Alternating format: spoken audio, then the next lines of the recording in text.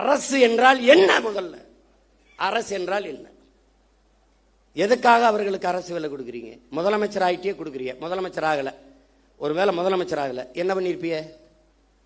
அரசு வேலை கொடுத்திருப்பீல. நீங்கள் சாட்சிகளை கலைக்கிறீர்கள். குற்றத்தில் நேரடியாக சம்பந்தப்பட்ட பாதிக்கப்பட்டவர்களை நீங்கள் விலை கொடுத்து வாங்குகிறீர்கள். நாளைக்கு என்ன விசாரணை நடக்கும்? நான் ஆட்சிக்கு வந்துட்டேன், விசாரிக்கும் போது இவனுக்கு பூரா நீ காசை கொடுத்து வேலை கொடுத்து நான் என்ன பண்ணுவேன்? அவர் மாதிரி உண்டா சாமி, அவரோ அப்படி சாமி. ஒரு நேர்மையாளனா நீங்க நடந்துக்கணும். நேர்மையாளனா கூடு வேலை கொடு. நீதிபதியே சொல்றாங்க பாருங்க, மாண்புமிக்க நீதி என்ன சொல்லுதுன்னா, அவர்களுக்கு ஒரு சுய தொழிலை கொடுங்க. ஒரு கடை வச்சு கொடுங்க, ஆடு மாடை வாங்கி கொடுங்க, ஒரு தையல் கடையை வச்சு கொடுங்க. அவர்களுக்கு என்ன தொழில் வருமோ அதுக்கு நீங்க தனிப்பட்ட முறையில் உங்க கட்சி நிதியிலேயோ இதுலயோ நீங்க கொடுங்க.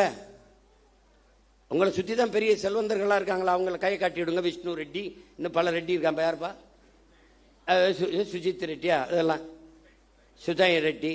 அவங்க எல்லாம் தமிழ்நாட்டுக்கு சேவை செய்ய ரொம்ப வெங்கடாசலத்திட்ட வேண்டி வந்தவங்க. தெரியுமா தெரியாதா?